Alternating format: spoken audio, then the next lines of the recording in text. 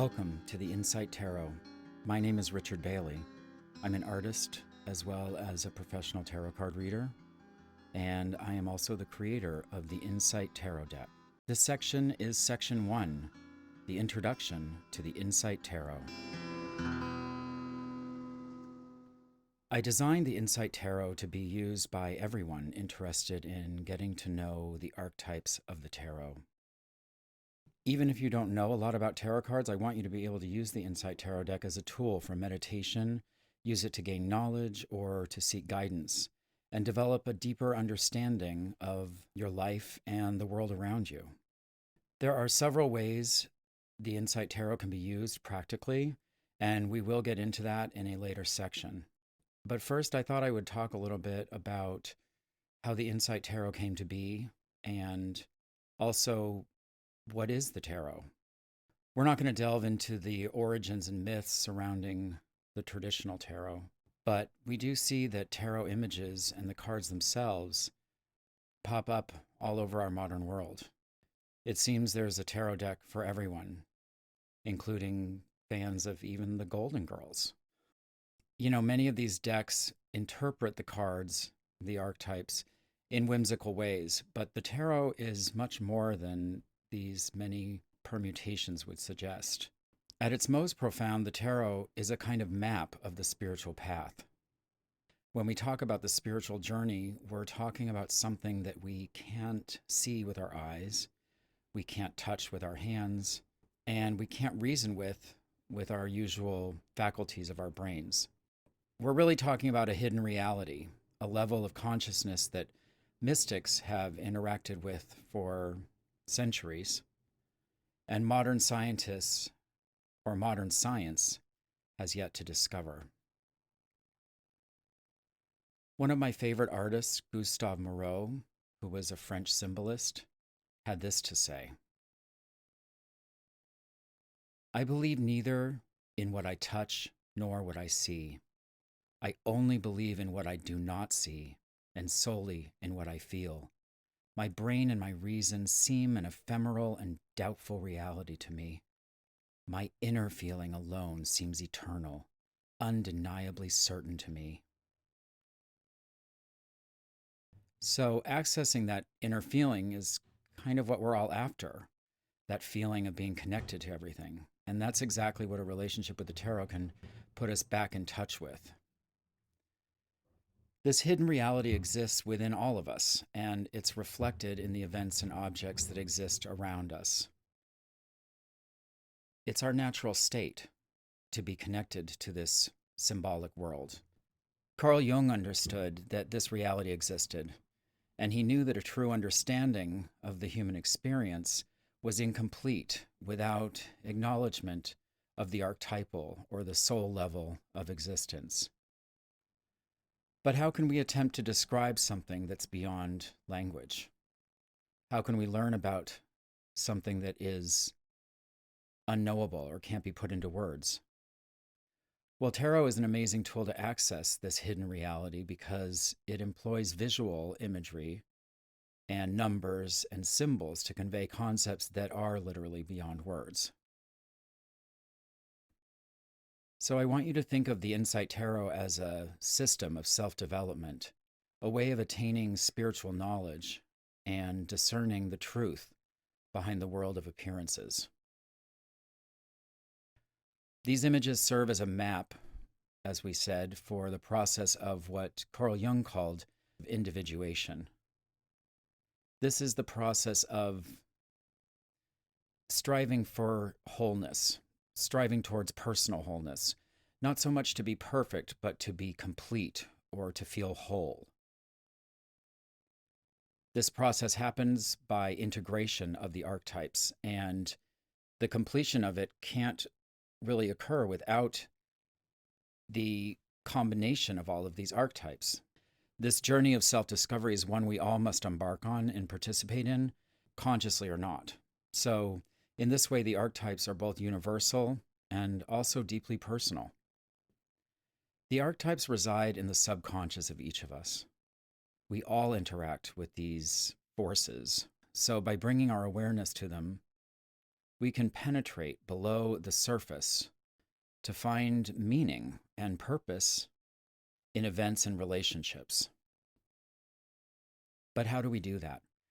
Our modern life presents unique challenges in that it's harder and harder to find a time to look within and easier to dwell in the outer appearance of things. Even though this doesn't necessarily make us happy, the messages around us reinforce the idea that we are looking for something outside of ourselves, that we are incomplete without something or someone to complete us, to make us whole. Many spiritual teachers throughout the years have pointed out that fulfillment lies within. But without a guide or a way into the mysteries, it can be hard to acquire the kind of knowledge it takes to reveal the profound in everyday life. So that's why I created the Insight Tarot. I should say that I didn't set out to create the Insight Tarot with such clear intention, as I would love to claim to have done. The process actually began as a vivid dream. One morning a few years ago, I woke up from a dream that took place far away from my waking consciousness. In the dream, I was in the presence of a wandering figure, a person dressed in glittering rags. They took me on a journey through a fantastic landscape that kept changing like a kaleidoscope almost behind us. We traveled together through this kaleidoscope as the sky turned from day to night and back again.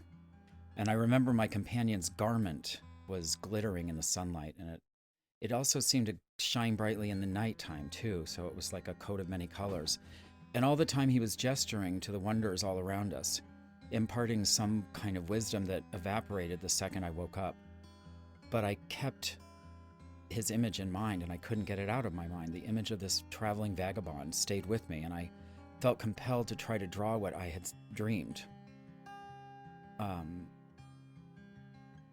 I began a picture called The Dream at first, and it was a while before I suddenly looked down and realized what I was drawing was the Fool. And from that moment, it was clear to me that I was to create the Insight Tarot deck.